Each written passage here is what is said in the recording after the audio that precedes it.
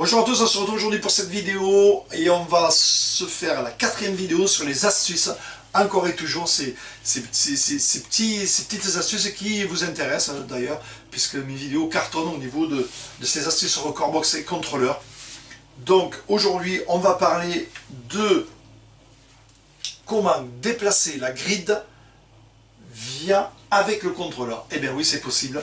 Vous allez voir sur ma vidéo, on peut déplacer le grid du morceau sur le contrôleur. Ça peut être utile, surtout avec certains morceaux dont le BPM bouge. Si vous avez fait une analyse normale, vous cliquez sur le 5 et à un moment donné, le morceau il se décale. Donc, grâce à la manip que je vais vous faire voir, via le contrôleur, vous pouvez déplacer la grid pour rattraper ce décalage. Vous allez voir, c'est quand même hyper pratique et on peut le faire surtout en live. Donc, très intéressant. Deuxième astuce, comment faire pour changer le tempo. Pareil, changer le tempo du grid via le contrôleur. Ça, c'est exactement pareil. Je vais vous faire voir ça. Ça peut être utile. Personnellement, je ne vois pas trop, mais on peut le faire. Comme ça, à la fin de la vidéo, vous saurez le faire. Et troisième astuce, les colores FX. Vous savez, les contrôleurs, au jour d'aujourd'hui, ont des colores FX. Et depuis les derniers contrôleurs, avec le DDG-SZ, on ne pouvait pas. Mais depuis les derniers, on peut changer les colors FX. Donc effectivement, à la base, vous avez le filter, on s'en sert. Vous avez le pitch, personnellement, je ne m'en sers pas. Mais le pitch, je vais le remplacer par le sweep, qui est quand même une autre sorte de filter, mais qui est quand même pas mal. Voilà. Donc, ces 3 astuces aujourd'hui dans cette vidéo, 4e vidéo sur les astuces. N'oubliez pas bien sûr mon Utip. Vous y allez, j'ai mis le raccourci dans les commentaires en bas de la vidéo. Vous allez voir mon Utip, vous cliquez sur une pub, ça me fera toujours des motivations pour continuer mes vidéos. Allez, on y va tout de suite.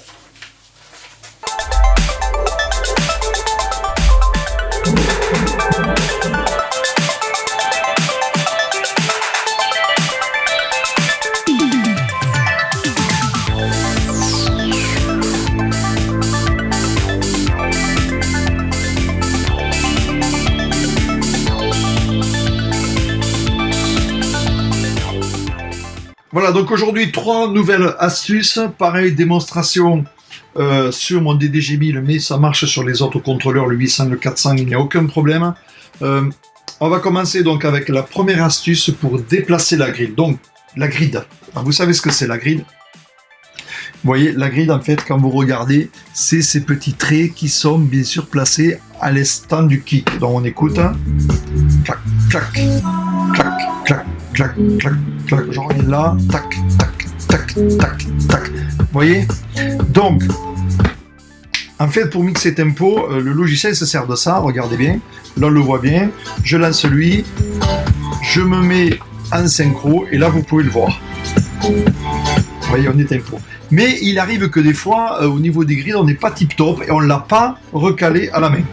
Donc, au niveau de la 5, on ne sera pas net. Donc, qu'est-ce qu'on fait? On fait Shift et on touche la corolle. Et regardez bien la grid, ce qui se passe. Regardez. Vous voyez? Donc là, bien sûr, je suis en train de le décaler. Donc, admettons que là, j'appuie sur 5. J'ai fait exprès de décaler la grid. Vous voyez, vous entendez, je ne suis pas bien du tout. Donc, je repars. Je suis en synchro, mon morceau master est celui de gauche. Vous voyez, et bien je fais Shift un peu à l'oreille. Et voilà. Et là je suis calé. Vous voyez, Shift. Et vous décalez le grid. Regardez bien. Là on entend bien. Voilà. Ensuite, il ne reste plus qu'à caler. Hop. Et là, on est bon. Voilà pour déplacer la grid. Autre option, vous pouvez changer le BPM. Donc, c'est la deuxième astuce. Via à peu près le même raccourci MIDI. Je désactive le BPM, bien sûr, le synchro. Je fais Shift et la corolle. Et regardez bien. J'augmente ou je diminue le BPM. Vous voyez? Voilà, ça accélère pas le morceau, mais ça change ma grid de manière à la mettre à 119 battements ou plus grand ou 122, 125. Bon, l'utilité, elle est moindre, effectivement, mais ça peut être intéressant. Donc, bien sûr, maintenant, comme j'ai tout faussé, je refais U analyse, j'analyse le morceau, voilà, ok, de manière à ce qu'il me refasse une analyse parce que j'ai changé le BPM. Alors, voilà, bon, c'est quand même relativement rapide, donc regardez-le bien, là je suis carrément à l'arrêt, regardez ma grid, regardez, hop, vous voyez, je déplace ma grid. Donc c'est quand même hyper utile en touchant la corolle, hein. Pas en touchant le plateau, en touchant la corolle. Voilà donc la deuxième astuce, le déplacement du grid grâce au shift et la corolle, regardez bien. Donc c'est quand même bien foutu. Donc on réanalyse le morceau parce que là j'ai fait un peu tout et n'importe quoi, analyser, ok. Voilà, troisième astuce pour cette vidéo, je vais vous parler du changement des ColorFX sur les contrôleurs, donc le 800, le 1000 et je pense que le 400 aussi, en fait tous les derniers contrôleurs qui sont sortis et qui marchent donc avec Recordbox. Vous savez, les ColorFX, c'est marqué, c'est ici sur mon DDJ 1000, regardez bien, j'active un ColorFX, je joue mon morceau, voilà, j'ai le pitch, un écho, et une noise, ben voilà. Mais sur les contrôleurs, on peut le changer. Donc comment ça se passe? Eh bien, on va dans les FX, et vous pouvez voir ici que vous avez le contrôleur noise qui est activé. Pourquoi? Parce que c'est le dernier que j'ai activé. Si j'appuie sur filter, ça sera le filter. Voilà. Mais vous pouvez, donc le filter, il est intéressant. Par contre, le pitch, moins. Donc perso, qu'est-ce que je fais? Mon pitch, je le change en sweep. Et pour pouvoir le changer, je vais dans la partie user. Et là, effectivement, je vais pouvoir faire ce que je veux. Donc par exemple, le sweep. Le sweep, regardez bien. C'est un filtre mais un peu moins violent, beaucoup plus fin que je préfère. Voilà, donc je me retrouve à mes ColorFX changés. J'ai mon filter que je n'ai pas touché. Ici j'ai mon pitch. À la place du pitch, j'ai mis le sweep. Ici à la place de l'écho, ben, il m'a mis le noise, mais je peux très bien sûr le changer par le jet par exemple.